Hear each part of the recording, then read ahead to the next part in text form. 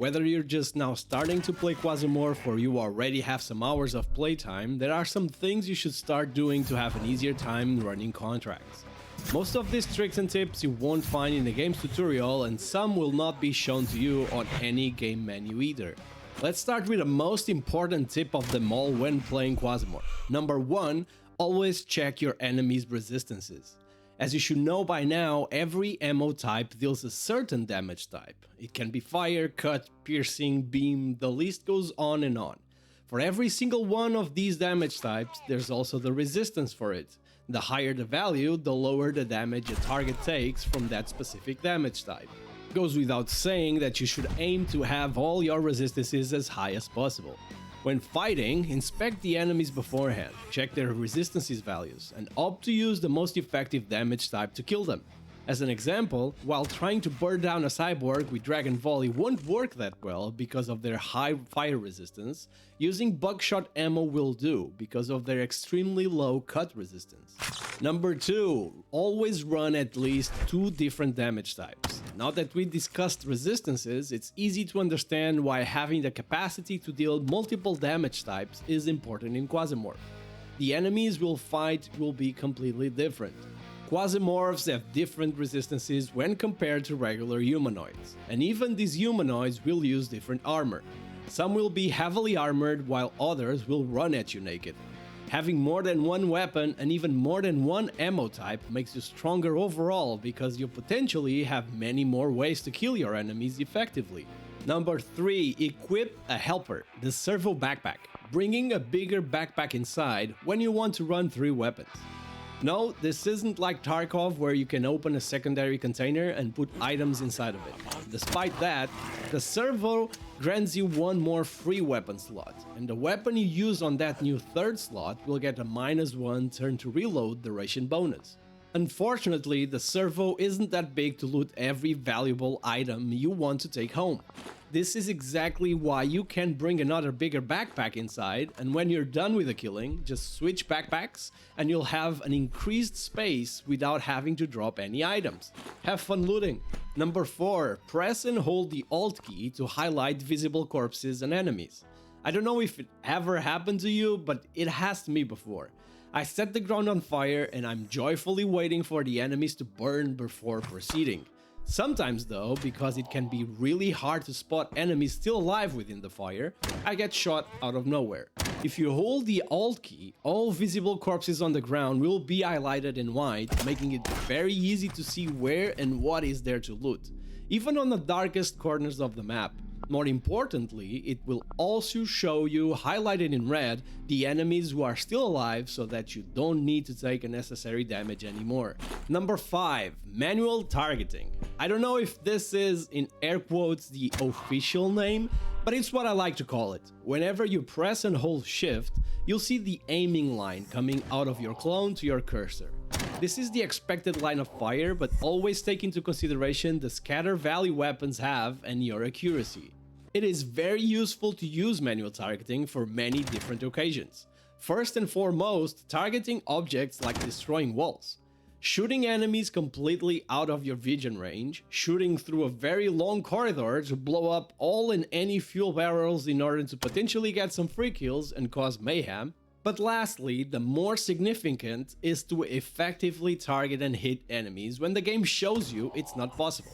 And by these, I mean those cases when targeting an enemy around the corner, the game shows you a red wall as a way of telling you your line of fire is blocked. Chances are this has already happened to you before, and what usually occurs right after is that the enemy is able to hit you, but you cannot hit the enemy back. And it makes no sense for one position to have a shot and the other doesn't. This is when you press and hold shift, select the tile behind your target, more to one side or the other, and shoot. You'll see that a lot of times, also because of the scatter and accuracy, you'll now be able to hit your mark as well. Number 6. Fast looting, another keyboard trick to speed up your game. Control and clicking on an item makes that item move from one container to the other automatically without the need to drag things around.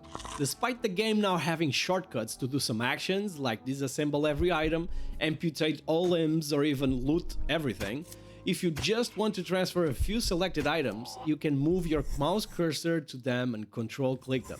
This will transfer them to your backpack or vest automatically if you have free space.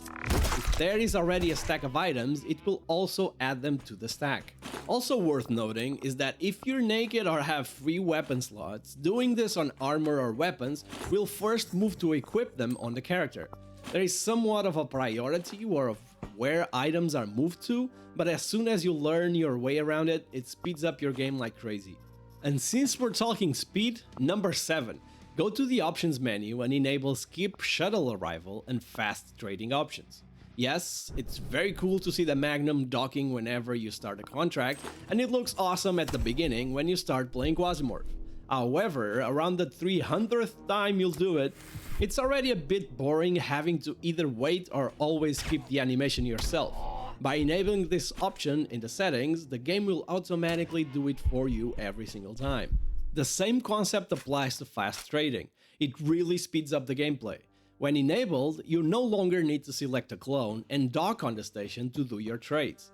By only selecting the station you want to trade with, it will open a barter window where you can do your trades right away and move things to and from your Magnum inventory. No more running back and forth, dumping loot and bartering. Number 8. Don't open doors on the last action of your turn. Why? You don't need to get attacked when you don't have to.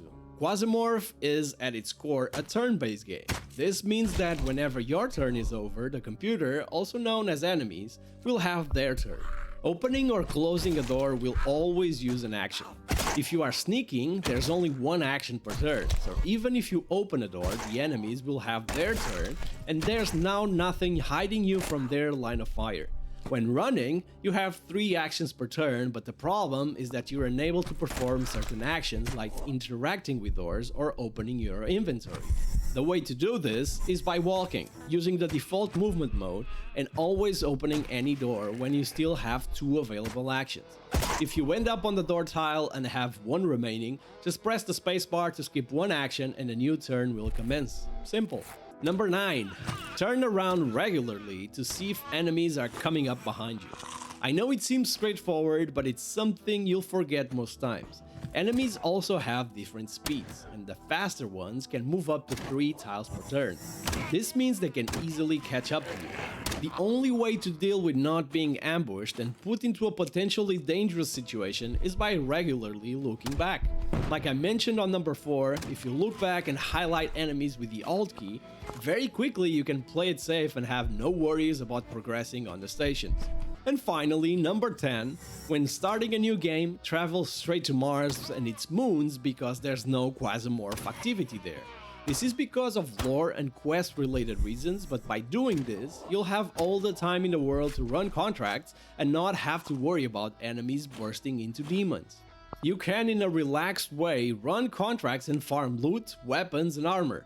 Then, by the time you already feel confident and have some good loadouts and also some clones classes leveled up, you're more than ready to take on riskier stuff in other locations of the galaxy.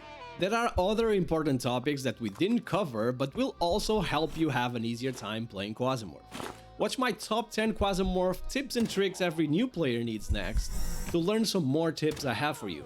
Thanks for watching, have a great day, and I'll see you on my next video. Bye bye!